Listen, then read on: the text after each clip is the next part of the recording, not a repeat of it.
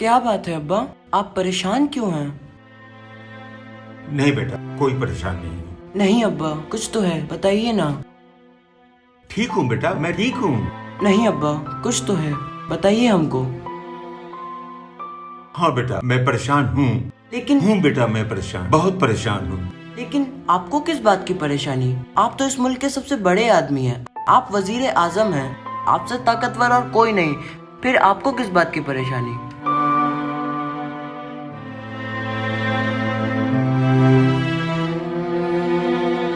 बताइए ना अब्बा।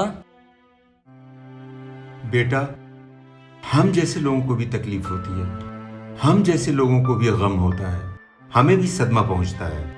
लेकिन हमारी परेशानी यह है कि हम अपनी तकलीफ किसी को बता नहीं सकते बेटा, क्योंकि हमें अपने आप को दूसरों के सामने मजबूत बना के पेश करना होता है।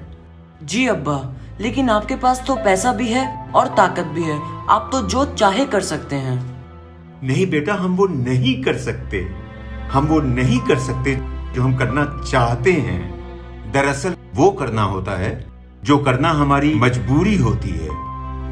हम अपना असल चेहरा लोगों को नहीं दिखा पाते हैं, हमें अपना कोई और ही रूप लोगों को दिखाना होता है, वो रूप जो दरअसल हमारा नहीं होता।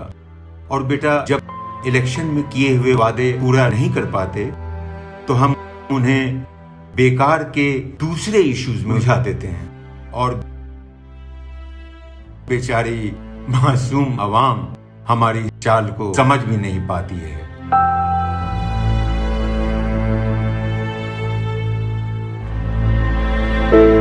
और अब्बा?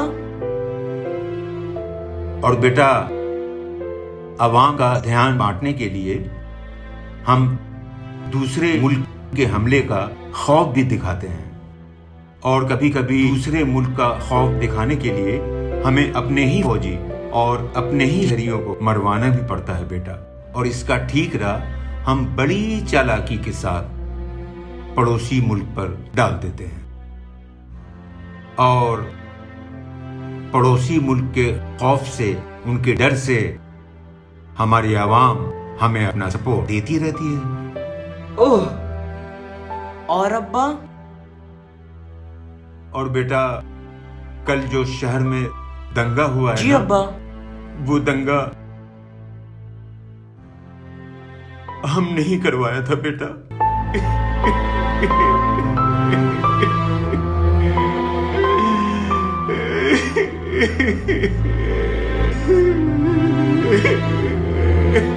अब्बा, आप रो क्यों रहे हैं अब्बा? मत रोइए अब्बा, मैं हूं ना आपका प्यारा बेटा।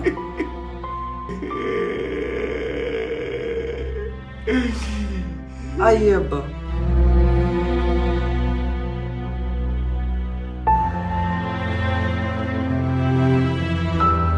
अब बताइए अब्बा, ये राइट आपके लिए क्यों जरूरी था? इसमें तो कई मासूमों की जानें भी चली गईं। हम जानते हैं बेटा, हम जानते हैं, लेकिन ये फसाद कराना हमारे लिए जरूरी था बेटा। क्यों अब्बा, क्यों जरूरी था ये आपके लिए? क्योंकि बेटा, इलेक्शन आ चुका है और वोट पोलराइज कराने के लिए ये फसाद कराना हमारे लिए जरूरी था बेटा, जरूरी था। तो अब्बा, आप क्या सिर्फ अपने ही मजहब के लोगों से मोहब्बत करते हैं? नहीं बेटा, नहीं। हमें दरअसल इस मुल्क के हर शख्स से प्यार है बेटा। हम यहाँ पर रहने वाले हर इंसान से मोहब्बत करते हैं। लेकिन बेटा, ये जो पेशा है ना, जिसमें मैं हूं, इसमें हमें कुछ चीजें मजबूरी में भी करना पड़ता है बेटा। तो अब्बा, आप इस पेशे में आए ही क्यों? बेटा, मैं इस पेशे में नहीं आना चाहता था। मैं तो बेटा पायलट की नौकरी करता था, लेकिन एक दिन अचानक एक प्लेन क्रैश में मेरे अब्बा यानी तुम्हारे दादा का इंतकाल हो गया। उसके बाद लोगों ने बहुत इसरार किया कि आप सियासत में आ जाइए, इस वक्त मुल्क को आपकी जरूरत है। और बेटा, लोगों के इसरार पर हमें सियासत में आना पड़ा। अच्छा अब्बा, ये बताइए, मुल्क के बड़े बड़े कैपिटलिस्ट से आपका क्या रिश्ता है? हमने सुना है आप उन्हें बहुत ज्यादा फायदा पहुंचाते हैं। हाँ बेटा, तुमने सही सुना है।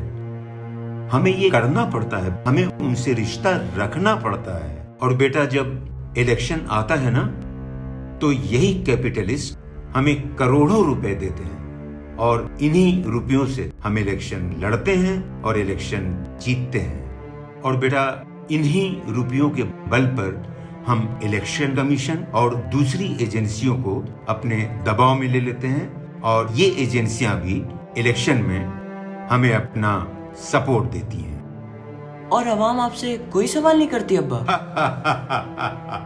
आवाम तो बस इसी में खुश रहती है कि हमारा वजीर आजम माइनॉरिटीज को परेशान कर रहा है। बहुत ही घिनौना खेल खेलते हैं अब्बा आप। बहुत ही गंदे इंसान हैं आप अब्बा।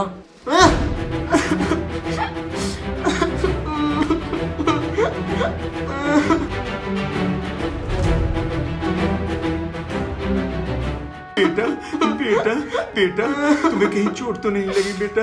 तुम्हें कहीं चोट तो नहीं लगी? सॉरी बेटा, सॉरी बेटा, सॉरी बेटा, सॉरी। कभी कभी हमें बहुत डर लगता है बेटा। डर? आपको किस बात का डर अब्बा? क्या आप जैसे ताकतवर लोग भी डरते हैं? हाँ बेटा हाँ, डर लगता है हमें। बेटा एक बेटे का बाप, वो भी जो पॉलिटिशियन हो, वो हमेशा डरा रहता है बेटा। बेटा हमें डर लगता है कि कहीं तुम्हारी माँ की तरह लोग तुम्हें भी। हमारी फिक्र ना करें अब्बा, हमें कुछ नहीं होगा। अच्छा अब्बा ये बताइए, आप ही की पार्टी के एमपी हामिद खान की मौत कैसे हुई थी? बेटा हामिद खान को हमने ही मरवाया था। क्यों अब्बा? बेटा इसलिए कि हामिद खान कभी कभी हमारे जो हिडन एजेंडाज हैं उनके खिलाफ बात किया करते थे। वो मुल्क में आपसी भाईचारा चाहते थे और बेटा इसके अलावा वो बहुत सारे हमारे राज भी जान गए थे। इसलिए आपने उनको मरवा दिया? हाँ बेटा, हमें उन्हें मरवाना पड़ा। अच्छा अब्बा ये बताइए, आप ही की पार्टी के सिराज साहब दूसरे मजहब के लोगों के लिए हमदर्दी की बातें क्यों करते हैं? बेटा ऐसा करने के लिए उन्हें हमने ही कहा है।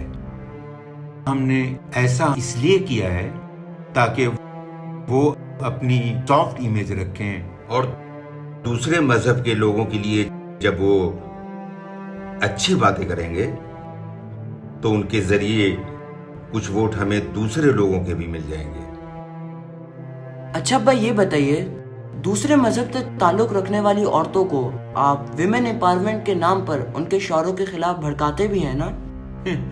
हाँ बेटा ऐसा करते हैं हम। हालांकि उन औरतों से हमें कोई हमदर्दी नहीं है और न ही हमें उनकी भलाई के लिए कोई भी काम करना होता है, लेकिन ऐसा हम सिर्फ उनके कुछ वोट हासिल करने के लिए करते हैं। अच्छा अब्बा हमने सुना है कि आप माइनॉरिटी कम्युनिटी के कुछ लोगों को मुल्क से बाहर भेजना चाहते हैं।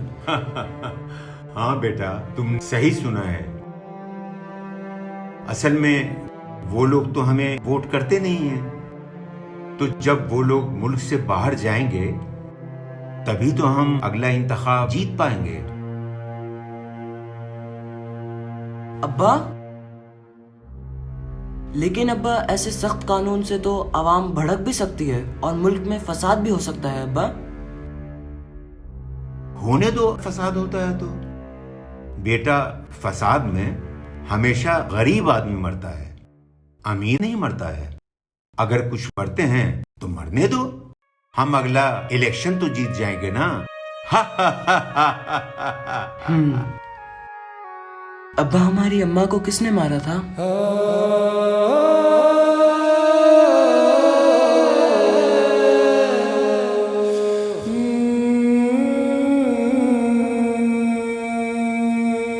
बेटा तुम्हारी अम्मा को दूसरे मजहब के लोगों ने मारा था।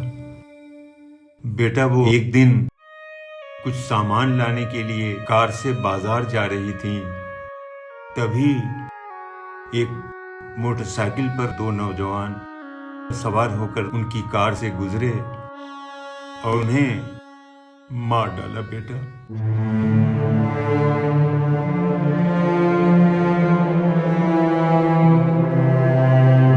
बेटा, पॉलिटिक्स ने बहुत बुरी चीज है। मेरे साथ तो जो होना था हो गया, लेकिन तुम कभी पॉलिटिक्स में मत आना।